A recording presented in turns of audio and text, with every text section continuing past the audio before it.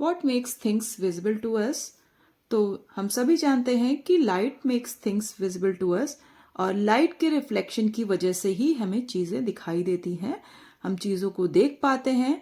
Then luminous objects and non luminous objects क्या होते हैं? तो जो ऑब्जेक्ट्स अपनी ओन लाइट को एमिट करते हैं वो ल्यूमिनस ऑब्जेक्ट्स कहलाते हैं, जैसे sun, stars, lighted electric bulb, glowing tube light, torch, fire, flame of the burning candle, ये सब ल्यूमिनस ऑब्जेक्ट्स हैं.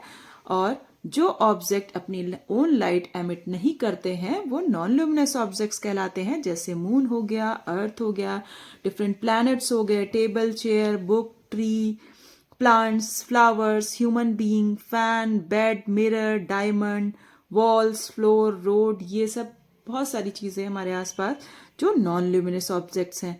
तो हेलो बच्चों, आई एम शुभा सिंह और आज मैं लेके आई हूँ क्लास 8 का चैप्टर लाइट. इसमें हम लोग डिस्कस करेंगे कि किस तरीके से इमेज फॉर्म होती है प्लेन मिरर में, और डिफरेंट मिरर्स लगा के, मतलब अलग अलग तरीके के मिरर्स को अलग अलग एंगल्स पे यूज करके नंबर ऑफ इमेजेस कैसे जो है बन सकती हैं, और उनके नंबर्स को कैसे फाइंड आउट कर सकते हैं, और पेरिस्कोप कैसे बनाया जाता है, और कैलिडोस्कोप कैसे बनाते हैं. तो इन सब चीजों को हम आज इस चैप्टर के अंदर डिस्कस करेंगे. कोई लाइट रे किसी सरफेस से टकराकर, किसी ऑब्जेक्ट की सरफेस से टकराकर वापस चली जाती है तो इसे हम रिफ्लेक्शन ऑफ लाइट बोलते हैं. अब इसको हम एक एक्सपेरिमेंट के थ्रू समझते हैं कि अगर एक प्लेन मिरर रखा जाए, प्लेन मिरर है ये, और एक बॉक्स लिया जाए जिसमें कि एक छोटी सी पतली सी स्लिट काटी गई है, और उसके अंदर जब बल्ब को जलाते हैं तो इससे एक लाइट रे निकलती है, और ये लाइट रे जब मिरर से टकराती है तो हम देखेंगे ये लाइट रे जब मिरर से टकराती है तो दूसरी तरफ से जाती हुई दिखाई देती है. तो इसको समझने के लिए सबसे पहले हम इसके पॉइंट्स को समझते हैं कि जो लाइट रे इस मिरर के ऊपर पड़ रही है इसको हम इंसिडेंट रे बोलेंगे, और जिस पॉइंट पर पड़ रही है, मिरर से जिस पॉइंट पर पड़ रही है या टकरा रही है, उसको हम पॉइंट ऑफ इंसिडेंस बोलेंगे. और इसी पॉइंट से अगर मिरर के कंपैरेटिवली, मिरर के अकॉर्डिंग जो है, हम यहाँ पे अगर राइट एंगल पे एक इमेजिनरी लाइन ड्रॉ करें तो इसको हम नॉर्मल बोलेंगे, और इस पॉइंट से, पॉइंट ऑफ इंसिडेंट से टकराकर जब रे वापस जाती है तो इसको रिफ्लेक्टेड रे बोलते हैं. और नॉर्मल से इंसिडेंस का एंगल जो है, नॉर्मल से इंसिडेंट रे का जो एंगल है उसको हम आई से डिनोट करेंगे, और इसको हम एंगल ऑफ इंसिडेंस बोलेंगे. और इसी नॉर्मल से जो रिफ्लेक्टेड रे जा रही है उसके बीच का एंगल ये आर से डिनोट किया जाएगा, इसको रिफ्लेक्शन एंगल बोलेंगे. इसके बाद हम लोग आते हैं कि law of reflection of light क्या है. फर्स्ट लॉ है कि incident ray, reflected ray, normal, ये सभी एक ही सेम प्लेन पे होंगे. और दूसरा लॉ है कि एंगल ऑफ रिफ्लेक्शन हमेशा इक्वल होगा एंगल ऑफ इंसिडेंस के, कि जैसे अगर एंगल ऑफ इंसिडेंस 35 डिग्री है तो एंगल ऑफ रिफ्लेक्शन भी 35 डिग्री होगा. अगर एंगल ऑफ इंसिडेंस 45 डिग्री है देन एंगल ऑफ रिफ्लेक्शन भी 45 डिग्री होगा. अब इससे रिलेटेड कुछ न्यूमेरिकल्स को डिस्कस करते हैं. कि क्वेश्चन है, an incident ray makes an angle of 35 degree with the surface of plane mirror, what is the angle of reflection. तो प्लेन मिरर की सरफेस से 35 डिग्री के एंगल पे एक रे इंसिडेंट हो रही है, तो इसका इंसिडेंस एंगल क्या होगा नॉर्मल के अकॉर्डिंग. तो नॉर्मल इससे 90 डिग्री के एंगल पे है, और ये एंगल हमको पता है 35 डिग्री. तो ये जो इंसिडेंट एंगल है ये कैसे पता करेगा कि 90 में से 35 माइनस करेंगे आ जाएगा 55 डिग्री. तो इंसिडेंस एंगल हो गया हमारा 55 डिग्री. तो एंगल ऑफ रिफ्लेक्शन भी क्या हो जाएगा 55 degree. Then answer will be 55 degree. What is the angle of reflection 55 degree. Then next question देखते हैं. ये थोड़ा इससे अलग है कि इसमें दो प्लेन मिरर लिए गए हैं जो कि एक दूसरे के राइट एंगल पे रखे हुए हैं. Two plane mirrors PQ and QR are kept at the right angle to each other. A ray of light AB is incident on the mirror PQ at the angle of 30 degree. 30 degree पे जो है incidence हो रही है। Draw the path of reflected ray from the second mirror QR and find the angle of reflection for the mirror QR। तो हम देखेंगे कि जब ये एंगल 30 डिग्री पे ये इंसिडेंस हो रही है तो इंसिडेंट एंगल हो गया यहाँ पे एंगल ऑफ इंसिडेंस 30 डिग्री। तो ये 30 डिग्री के एंगल पे ही क्या हो जाएगी, ये रिफ्लेक्ट हो जाएगी। तो ये जब रिफ्लेक्ट होगी 30 डिग्री के एंगल पे, तो ये जो इसकी रिफ्लेक्टेड रे है ये इस मिरर के लिए एंगल ऑफ जो है इंसिडेंस रे होगी। और ये इंसिडेंस रे होगी तो इसका एंगल क्या होगा कि अगर 30 डिग्री पे फॉल हो रही है यहाँ पे, आप देखेंगे 30 डिग्री पे, तो 90 माइनस 30 करेंगे तो ये एंगल ऑफ इंसिडेंस क्या आ गया, 60 डिग्री आ गया। तो 60 डिग्री के एंगल पे ही, नॉर्मल से 60 डिग्री के एंगल पे ही ये रिफ्लेक्ट हो जाएगी। तो एंगल ऑफ रिफ्लेक्शन क्या होगा, रिफ्लेक्शन एंगल हो जाएगा 60 डिग्री।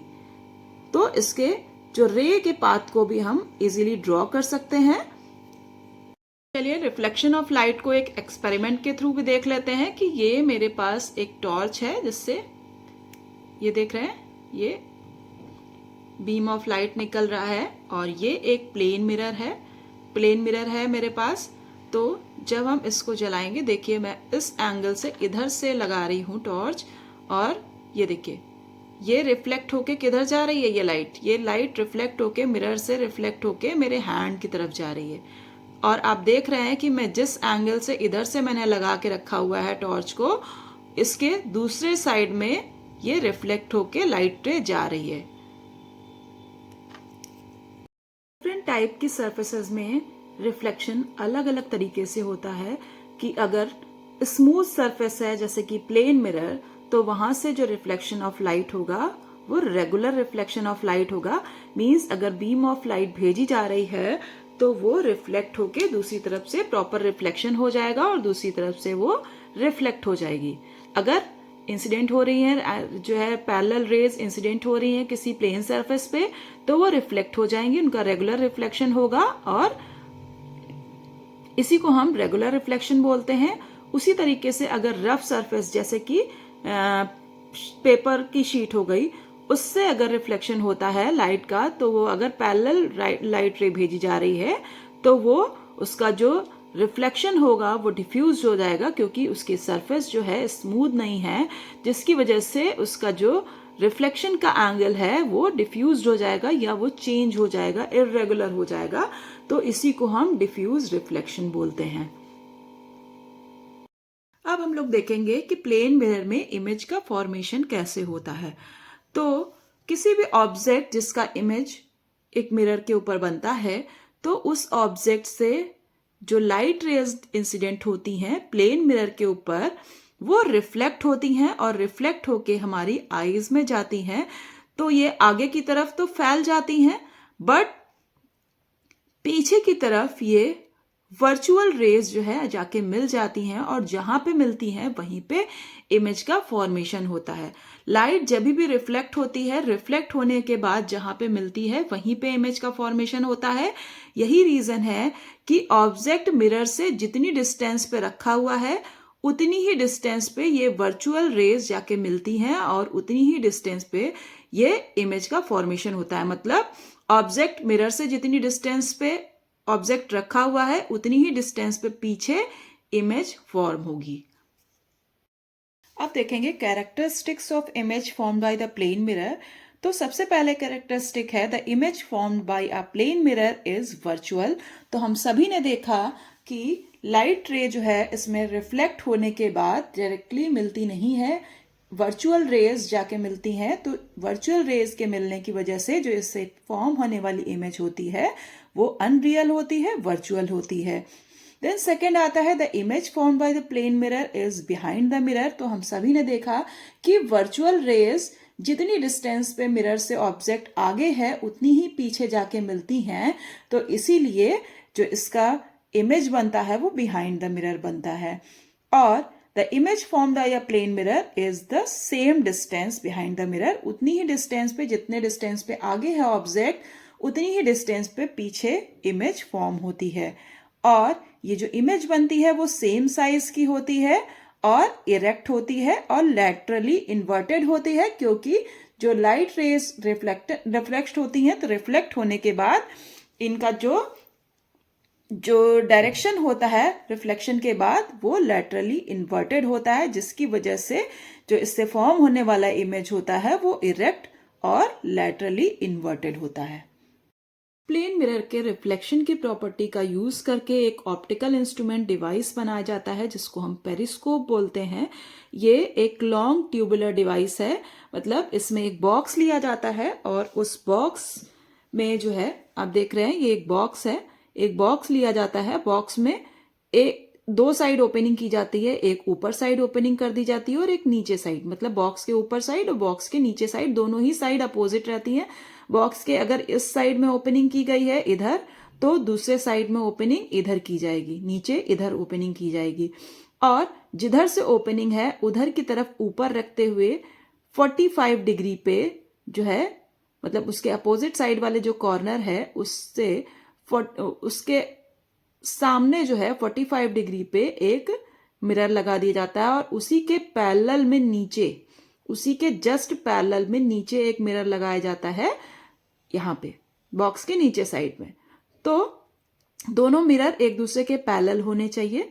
और इसमें क्या होता है कि ये लड़का देख रहे हैं आप, ये इधर यहाँ वॉल के ऊपर से इधर देख रहा है, तो क्या हो रहा है कि ये पेड़ का इमेज इसके ऊपर बन रहा है और ये चूंकि ये मिरर इसके जस्ट पैरेलल में है तो इसका इमेज इस पे जाके इंसिडेंट हो रहा है और जिससे क्या हो रहा है इस इमेज के थ्रू जो है ये लड़का यहां से इस पेड़ को देख पा रहा है बिना दीवार पे चढ़े हुए। तो इस तरीके से पेरिस्कोप का यूज किया जाता है डिफरेंट चीजों में। पेरिस्कोप का यूज जो है अगर क्राउडेड एरिया में खड़े हैं तो उसके ऊपर देख सकते हैं, फुटबॉल मैच या कुछ भी ऐसा ग्राउंड में हो रहा है जहां पे आप नहीं देख पा रहे हैं अपनी छोटी हाइट के कारण या भीड़ के पीछे होने की वजह से, तो इस तरह का पेरिस्कोप यूज करके देखा जा सकता है। सोल्जर्स ट्रेंच में बैठ के जो है बंकर्स के अंदर बैठ के जो है बाहर की एक्टिविटीज को, एनिमीज की एक्टिविटीज को झांक पाते हैं, देख पाते हैं। और नेवी ऑफिसर्स में, सबमरीन में इनका यूज जो है वाटर के ऊपर की एक्टिविटीज को देखने के लिए या बाहर देखने के लिए जो है इसका यूज किया जाता है। टू प्लेन मिरर्स को एक दूसरे से इंक्लाइन रखने पे नंबर ऑफ इमेजेस या मल्टीपल इमेजेस फॉर्म होती हैं।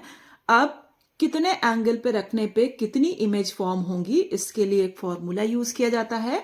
360 upon x minus 1 is equal to number of images formed. तो इसमें x क्या है, जितने एंगल पे हम इंक्लाइन रख रहे हैं टू प्लेन मिरर्स को उसकी जगह पे हम x की वैल्यू पुट करेंगे। अगर हम दो एंगल्स को 90 डिग्री के एंगल पे इंक्लाइन रख रहे हैं तो हमारा फॉर्मूला हो जाएगा, फॉर्मूले के अकॉर्डिंग वैल्यू हो जाएगी 360 अपॉन 90 माइनस 1। जब इनको सिंप्लीफाई करेंगे तो 90 से 360 कट जाएगा, 4 आ जाएगा, 4 माइनस 1 करेंगे तो 3 इमेजेस फॉर्म होगी। अगर इसी तरीके से 60 डिग्री के एंगल पे देखना चाहें तो हम क्या लिखेंगे, 360 अपॉन 60 माइनस 1। 60 से जब 360 को सिंप्लीफाई करेंगे तो कितनी बार जाएगा, ये 6 जा जाएगा, मीन्स 6 माइनस 1 हो जाएगा। 6 माइनस 1 हम करेंगे तो 5 आएगा आंसर। तो मतलब 60 डिग्री के एंगल पे रखने पे यहाँ पे कितनी इमेजेस फॉर्म होंगी, 5 इमेजेस फॉर्म होगी। इसी तरीके से कितने भी एंगल पे हम नंबर ऑफ इमेजेस को फॉर्म कर सकते हैं और नंबर ऑफ इमेजेस का पता लगा सकते हैं इस फॉर्मूले के थ्रू। प्लेन मिरर्स को इंक्लाइन करके रख के जो मल्टीपल इमेजेस फॉर्म होती हैं, इस प्रॉपर्टी का यूज करके एक इंस्ट्रूमेंट, टॉय कंटेनिंग इंस्ट्रूमेंट बनाया जाता है जिसको हम कैलेडोस्कोप बोलते हैं। ये कैलेडोस्कोप बनाने के लिए एक बॉक्स लिया जाता है, उसमें 3 जो है प्लेन मिरर के स्ट्रिप्स ली जाती हैं जिनको एक पर्टिकुलर एंगल पे सेट कर दिया जाता है। तीनों मिरर्स को एक दूसरे से कनेक्ट करके बॉक्स के अंदर सेट कर दिया जाता है और एक साइड से स्मॉल होल किया जाता है जहां से हम देख सकते हैं, ठीक है। और नीचे 2 डिस्क, ग्राउंड ग्लास की 2 डिस्क लगाई जाती हैं और उसके बीच में कुछ कलरफुल पीसेस, ग्लास के कलरफुल पीसेस रख दिए जाते हैं, चूड़ी के टुकड़े या बीड्स छोटे छोटे, इस तरीके से इन 2 ग्राउंड ग्लास के बीच में रख दिया जाता है। और जब ये मूव करते हैं ग्लास के बीच में तो क्या होता है, इनकी स्मॉल बीड्स की या कांच के टुकड़ों की जो इमेजेस है, मल्टीपल इमेजेस इन मिरर्स के अंदर बनती हैं, जिससे कुछ कलरफुल सा जो है स्ट्रक्चर क्रिएट होता है, जिसको कि बच्चे खेल में यूज करते हैं। तो इस तरीके से मल्टीपल इमेज फॉर्मेशन से जो है कैलेडोस्कोप को बनाया जाता है। तो बच्चों, आई होप आप सभी को ये टॉपिक्स अच्छे से समझ में आए होंगे। अभी इस चैप्टर में बहुत सारे टॉपिक्स रिमेनिंग है। पहले आप इन टॉपिक्स को अच्छे से पढ़ लें, फिर मुझे कमेंट करें, तो मैं आप लोगों को आगे के टॉपिक एक्सप्लेन करूंगी, जैसे कि ह्यूमन आई क्या होता है, फंक्शन ऑफ आइरिस एंड प्यूपिल क्या है, रॉड्स एंड कोन्स किस तरीके से वर्क करती हैं, ब्लाइंड स्पॉट क्या होता है, और परसिस्टेंस ऑफ विजन क्या होता है। ये सब मैं नेक्स्ट पार्ट में आपको एक्सप्लेन करूंगी। तो goodbye all of you.